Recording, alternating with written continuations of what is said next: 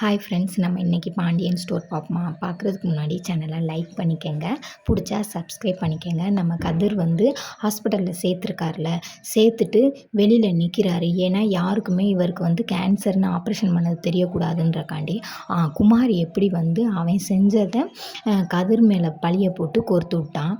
அவனுக்குமே பயம் இருக்குது. அப்பா போலீஸெல்லாம் வேணான்னு சொல்லிக்கிட்டு இருக்கையிலே பார்த்தீங்கன்னா அவங்க அப்பா போலீஸ்க்கு ஃபோன் பண்ணி போலீஸை வர சொல்லி போலீஸ் வந்து நம்ம கதிரை வந்து கேட்குறாங்க. சார் நான் அப்படிலாம் பண்ணலைங்க சார் அப்படின்னு. நாங்கள் போனது உண்மை தான், நாங்கள் 2 பேரும் காரில் வந்தது உண்மை தான், பேசினது உண்மை தான், எல்லாமே உண்மை தான். ஆனால் நான் அவரை எதுவுமே செய்யலை அப்படின்னு சொல்கிறாங்க. எங்கிட்ட பார்த்தீங்கன்னா ராஜி நம்ம அப்பாவுக்கு என்னாச்சு ஏதாச்சுன்னு தெரியலையேன்னு சொல்லி தவிச்சுக்கிட்டு கிடக்காங்க.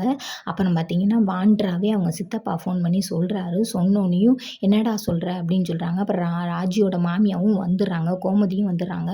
கோமதிகிட்ட சொல்லிக்கிட்டு இருக்காங்க, கதிரை பிடிச்சிட்டு போயிட்டாங்களா, அண்ணனுக்கு முடியலையா, ஐயோ என்னடா பண்ணுவேன் எதிராக பண்ணுவேன் அப்படின்ட்டு திரும்ப பாண்டியனுக்கு ஃபோன் பண்ணி பாண்டியனுக்கு சொல்கிறாங்க. சொன்னோன்னையும் ஆட்டோ வருது. சரவணன் வந்து ஒரு ஆட்டோவையும் கூட்டிகிட்டு வந்துடுறாரு.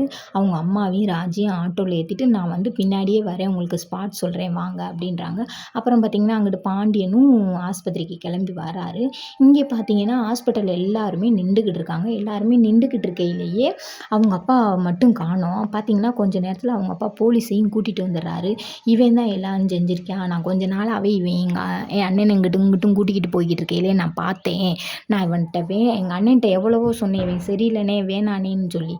ஆனால் எங்கள் அண்ணன் கேட்கவே இல்லை, இவன் கூட சுற்றினார். இப்போ தான் பார்த்தீங்களா போட்டுட்டேன், எங்கள் அண்ணனையே அடிச்சுக்கோ என்னமோ பண்ணிட்டேன்.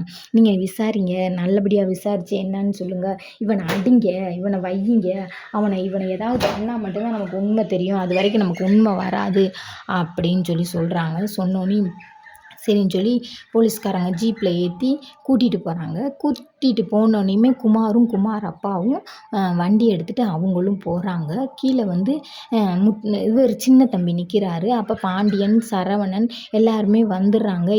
கதிர் எங்கடா அப்படின்னு சொல்லி கேட்குறாங்க. அதை எப்படிக்கா நான் சொல்லுவேன், போலீஸ் அண்ணன் சொல்லி பிடிச்சிட்டு போயிட்டாங்கக்கா, அப்போ நான் என்னக்கா செய்ய முடியும், நான் பேசுகிற அண்ணன் கேட்கவே மாட்றாருக்கா அப்படின்னு சொல்கிறாங்க.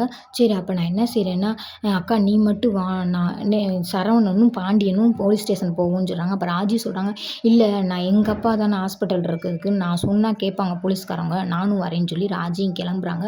குமாரும் முத்துவேலும் இங்கே இருக்காங்க. அப்போ உனக்கு தெரியுமாப்பா குமார் அப்படின்னு சொல்லி போலீஸ் கேட்குறாங்க. சார் தெரியும் சார், இவன் தான் சார் கூட்டிகிட்டு போய் தள்ளி விட்டேன் எங்கள் அப்பாவை பெரியப்பாவை, நான் எங்கள் 2 கண்ணால் பார்த்தேங்க சார் அப்படின்னு சொல்கிறாங்க. அதோட நாடகம் முடியுது.